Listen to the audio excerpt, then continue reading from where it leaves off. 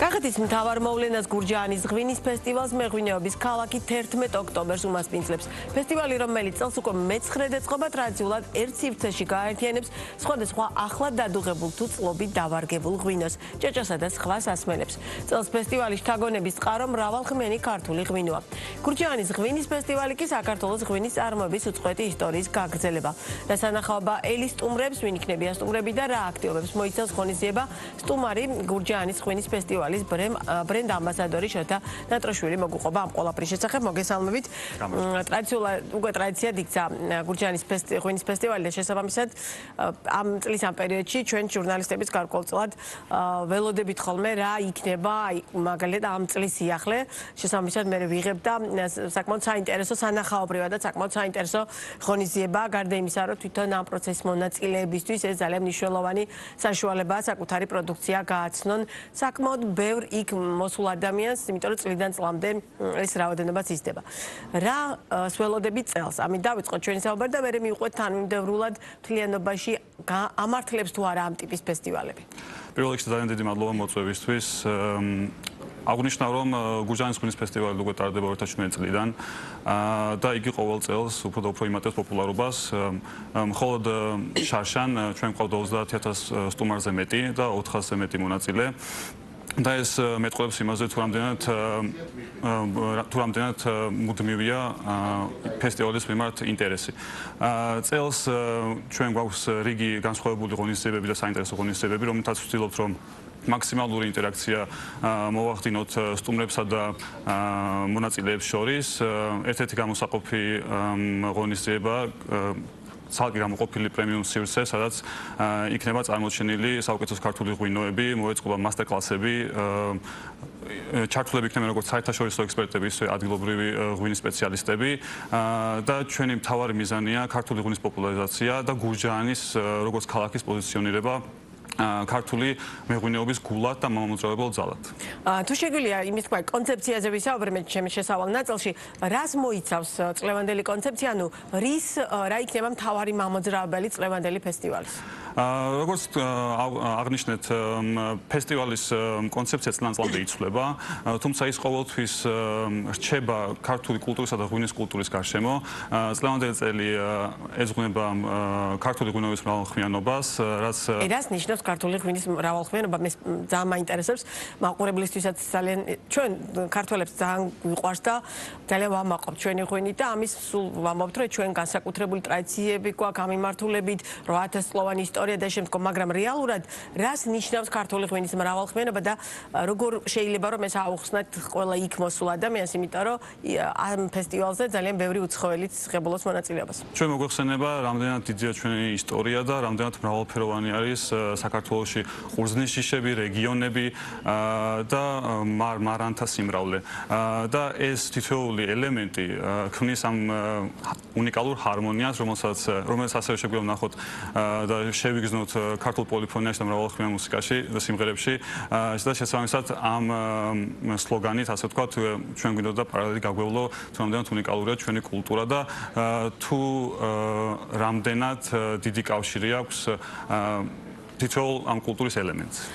რას თავაზობს გურჯაანის ფესტივალი მეწარმეებს? ეს ერთ-ერთი ყველაზე მნიშვნელოვანი ნაწილია იმის გათვალისწინებით, რომ ცნობილ კომპანიებს აქვს შესაძლებლობა, რომ საერთაშორისო ბაზრებზე რეალურად გაიტანონ აქტიურად საკუთარი პროდუქცია და მაქსიმალურად გააცნონ საერთაშორისო ბაზრების აქტორებს თავიანთი შესაძლებლობები. მაგრამ მცირე მეწარმეებს მარნებს ხო ამის რეალური შესაძლებლობა არ აქვს და ამ ტიპის ფესტივალები მათთვის ერთგვარი ხელის შეწყობის საშუალებაა. ამიტომ ძალიან საინტერესოა რეალურად ვინც იღებენ მონაწილეობას, ვინ არიან ისინი, არც ცნობილ კომპანიებზე, არამედ მცირე და საშუალო მარნებზე მაქვს საუბარი და რას შეთავაზება გაქვთ რეალურად მათთვის და რამდენად არის ეს ფესტივალი მათთვის რეალურად ხელისშემწყობი? უნდა აღნიშნოს ის ფაქტი, რომ მხოლოდ შარშან ფესტივალს ყავდა 30,000-ზე მეტი მნახველი და ეს არის უპრეცედენტო ფაქტი არა მარტო საქართველოში, არამედ საერთაშორისო მასშტაბით, როდესაც ასეთი ინტენსივობის ფესტივალზე სრულად უსასყიდლოდ შეუძლიათ მონაწილეებს თავიანთი ღვინოების, თავიანთი პროდუქციის წარმოჩენა. ამ 30,000 ადამიანში საკმაოდ მრავლად არის წარმოდგენილი საერთაშორისო მნახველებიც. წელს სპეციალურად სხვა წლებში სხვათა შორის ფესტივალის ორგანიზატორები ეპატიჟებიან საერთაშორისო ღვინის ექსპერტებს, იმპორტიორებს, საერთაშორისო ბიზნესის წარმომადგენლებს და ვფიქრობ ადგილობრივი მცირე მეწარმეებისთვის ეს არის უნიკალური შანსი სრულად უსასყიდლოდ წარმოაჩინონ თავისი პროდუქცია. წელს რამდენად ბევრი მეწარმე იღებს მონაწილეობას თუ გაქვთ დაზუსტებული? შარშან ზუსტი ციფრები არ ვიცი, მაგრამ შარშან 400-ზე მეტი მონაწილე ყავდა და დღესდღეობით 500-ზე მეტ მონაწილეს ველოდებით და აღსანიშნავია ის ფაქტიც, რომ ეს არის შეზღუდული რაოდენობები, ყველას შეუძლია მონაწილეობის მიღება და გარდა იმის წინასწარ არ არის განაცხადის გაკეთება სავალდებულო? წინასწარ არის განაცხადის გაკეთება სავალდებულოა, თუმცა ჩვენ არ უზღუდავთ რაოდენობის მხრივ მონაწილეებს და ანუ სივრცე და ინფრასტრუქტურა იძლევა იმის საშუალებას, რომ მაქსიმალურად ბევრმა მეწარმემ მიიღოს. და რაც ყველაზე მთავარია, ჩვენ თანაბარ პირობებს ვაზრებთ ყველას, იქნება ეს დიდი მეწარმე თუ გამოიხატება ეს თანაბარი პირობები? ყველას ექნება თავიანთი დახლი, ყველას ექნება თავიანთი ნიშანი, თავიანთი ბრენდის და შემდეგ უკვე თვითონ გამოფენენ ღვინოებს და კი ბატონო, იმის გათვალისწინებით რომ ქართული ღვინის პოპულარიზაციაზე ვსაუბრობ და ამ ფესტივალს ამ ნაწილში ძალიან დიდი როლი აქვს, ქვევრის ღვინო ერთ-ერთი ყველაზე მნიშვნელოვანი პროდუქტი, რომელზეც დაუსრულებლად შეგვიძლია საუბარი და ამით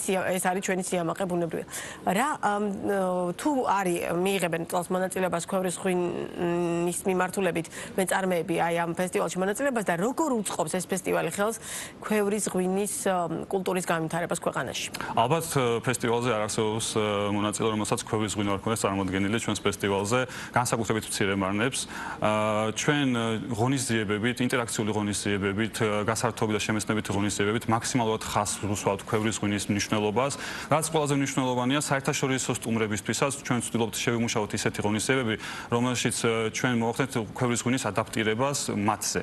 ავუხსნით როგორ რას ნიშნავს ადაპტირება საერთაშორისო სტუმრებისთვის? იცით, ჩვენთვის ქვევრის ღვინო არის ჩვენი იდენტობის ნაწილი და ყოველთვის ჩვენი ცხოვრების ერთ-ერთი მეგზურია. თუმცა ჩვენ იმასაც ვერ ვაანალიზებთ, რომ ხანდახან რომ ეს ქვევრის ღვინო უცხოელებისთვის არის ეგზოტიკა და ხანდახან ჩვენ უნდა ვასწავლოთ თუ როგორ უნდა მოიხმარონ, თუ რასთან უნდა რა კერძებთან უნდა შეუხამონ და როგორ გახდეს მათთვისაც ეს ქვევრის ღვინო როგორც პროდუქტი ყოველდღიურობის ნაწილი.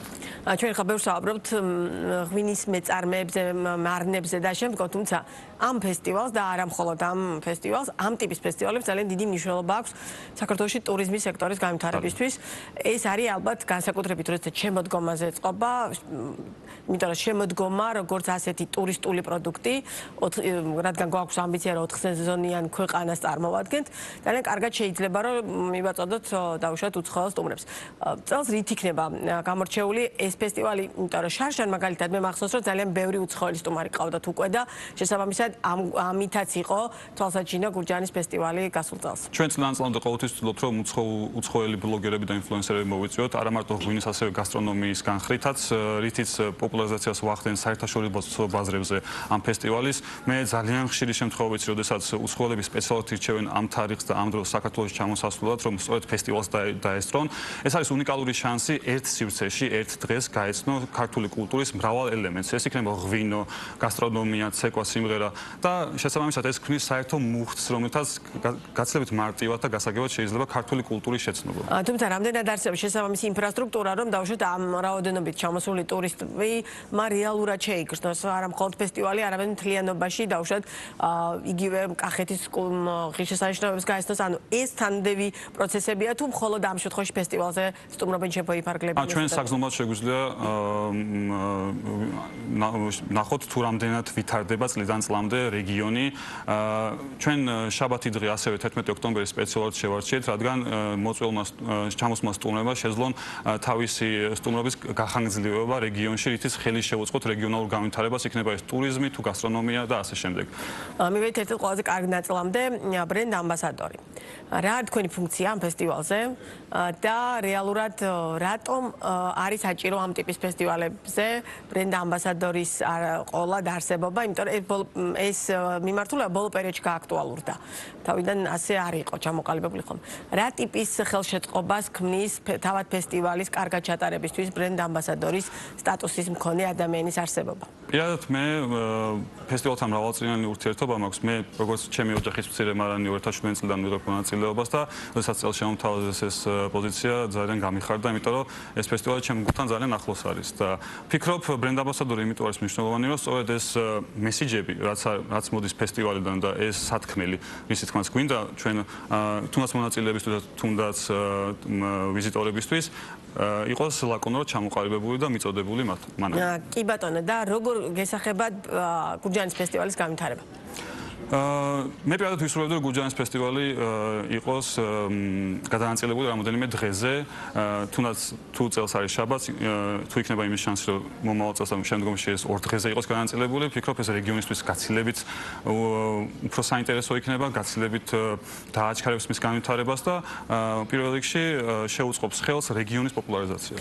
ძალიან დიდი მადლობა სტუმრობისთვის და ბუნებრივია ბიზნეს პარტნიორი უკვე ფესტივალს როდესაც ის ჩატარდება, მის შესახებაც მოამზადებს რეპორტაჟს და ვაჩვენეთ მაყურებელს თუ როგორი იქნება წელს გურჯაანის ფესტივალი. შეთა ატროშვილი საუბრობდა ბიზნეს პარტნიორის პირდაპირ ეთერში.